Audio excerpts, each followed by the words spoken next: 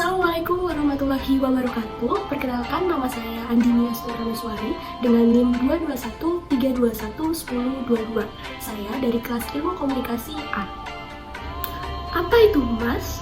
Humas adalah proses atau manajemen yang menjembatani dan mengelola penyebaran serta penyampaian informasi antara perusahaan kepada publik dengan tujuan untuk membangun, mempertahankan atau memperbaiki citra yang positif bagi perusahaan dan merek, mendapatkan berbagai simpati atau dukungan dari pihak internal ataupun eksternal perusahaan juga sangat diperlukan.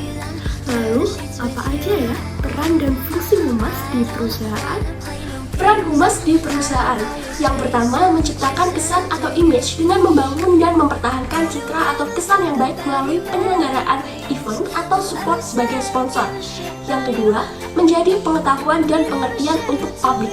Humas harus bisa memberikan informasi kepada publik internal dan eksternal dengan menyediakan informasi yang akurat dan dalam format yang mudah untuk dipahami. Contohnya adalah penggunaan QRIS. Mayoritas orang paham barcode tersebut merupakan bentuk e-wallet. Yang ketiga adalah menciptakan sebuah ketertarikan dengan menciptakan ketertarikan publik terhadap situasi tertentu yang berdampak besar pada sebuah perusahaan. Yang keempat adalah penerimaan dari publik.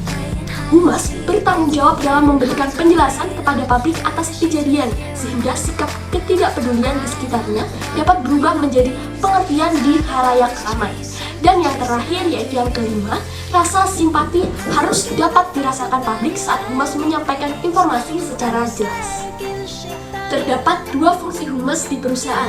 Yang pertama adalah fungsi konstruktif, yaitu menyiapkan mental publik untuk menerima kebijakan perusahaan atau sebaliknya, menyiapkan mental perusahaan untuk dapat memahami kepentingan publik dan mengevaluasi humas harus bersifat proaktif dan preventif. Dan yang kedua adalah fungsi korektif. Apabila sebuah perusahaan terjadi krisis dengan publik, maka humas harus berperan dalam mengatasi terselesaikannya masalah tersebut.